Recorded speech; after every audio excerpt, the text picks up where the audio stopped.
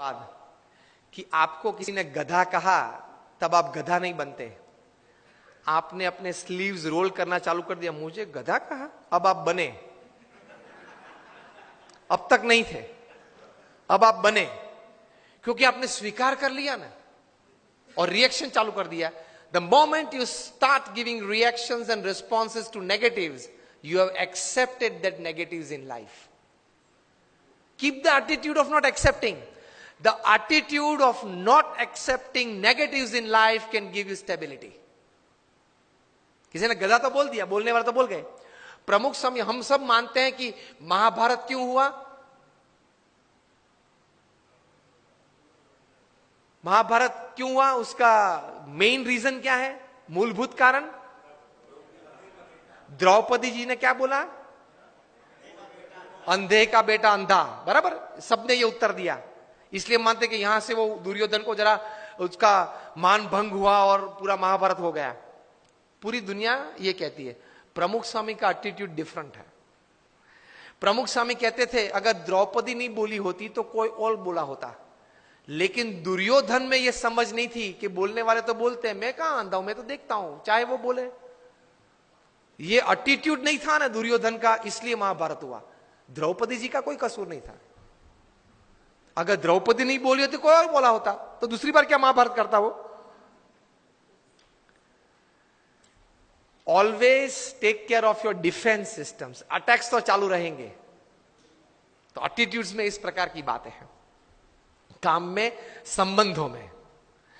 और तीसरे प्रकार के एटीट्यूड्स काम में परिस्थितियों के।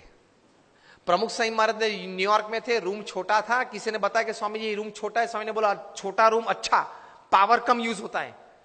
एक वीक के बाद टोरंटो में थे, 1988 का ये प्रसंग है। रूम बड़ा था। किसी ने बताया कि स्वामी जी ये बड़ा रूम ठीक है। प्रमुख स्वामी बोले हाँ बड़ा रूम ठीक, ज्यादा लोग बैठ सकते हैं।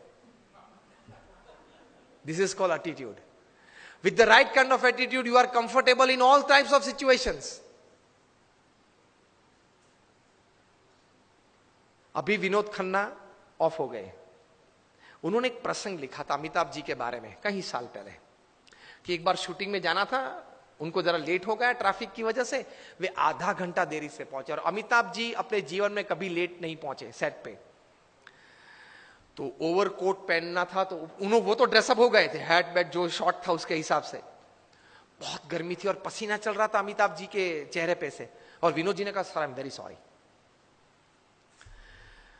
कि सर लेकिन इतनी धूप में आप यहां बैठे हो, इतना पसीना। अमिताभ ने कहा कि ओ पसीना, ओ सॉरी, पसीना क्लीन कर दिया।